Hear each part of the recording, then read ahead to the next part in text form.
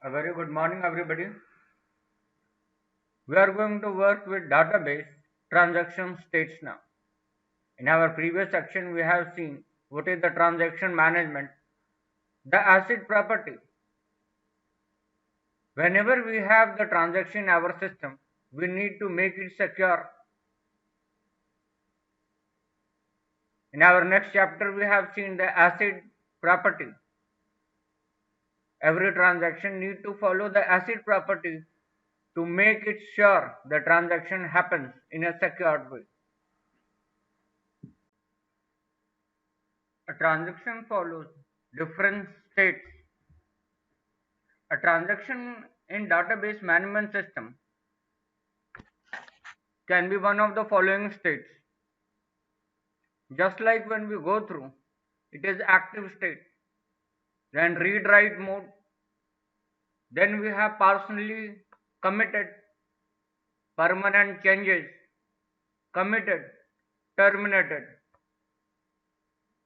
From active state and partial commitment, it can move to the failure state, failed, aborted, and terminated. Or from active state, it can directly go to the failed state, aborted state, and terminated state. Now let us discuss these states one by one.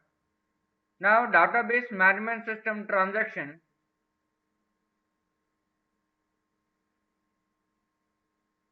A transaction is a sequence of operations. If a transaction is in execution, then it is said to be in active state.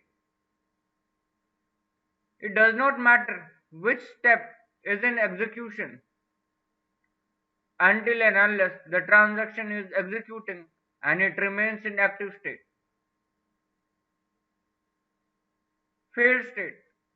If a transaction is executing and a failure occurs, either a hardware failure or a software failure, then the transaction goes into failed state from the active state.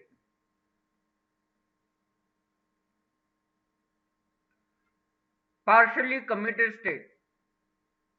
As we can see in the above diagram, that the transaction goes into partial committed state, from active state to partial committed state, and from partial committed state it either proceeds further or go to the failure state. Now a transaction contains a number of read and write operations. When the whole transaction is successfully executed, the transaction goes into partially committed state, where we have all the read and write operations performed on the main memory or local memory instead of actual database. Now the reason why we have this state is because a transaction can fail during execution. So if we make the changes in the actual database instead of the local memory, database may be left in an inconsistent state in case of any failure. This state helps us to roll back the changes made to the database in case of failure during the execution.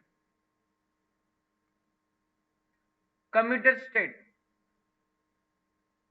If a transaction completes the execution successfully, then all the changes made in the local memory during partially committed state are permanently stored in the database. You can also see in the above diagram that the transaction goes from partially committed state to committed state, and then everything is successful. Active state, partially committed state, permanent changes, committed state, and then terminated. That means the transaction is completed.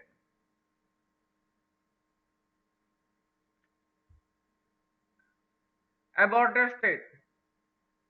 Now if a transaction fails during execution, then the transaction goes into the failed state.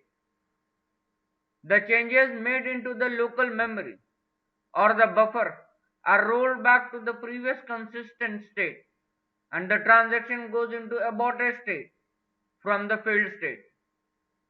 Now in the diagram we can see the entire setup.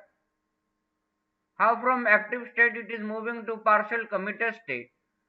From partial committed, it can either proceed to the permanent changes or to the failure. Only in one case, the transaction is successful. In any case, if the transaction has failed, it has to follow the rollback and aborted state. The rollback is the process for a transaction to move to the previous state or previous steps, and all the transactions that has been written or read by the system will be erased and will be moved to the previous section. This is what we have till now in transaction states. In our further systems, in our further chapters, we have discussed DBMS schedules,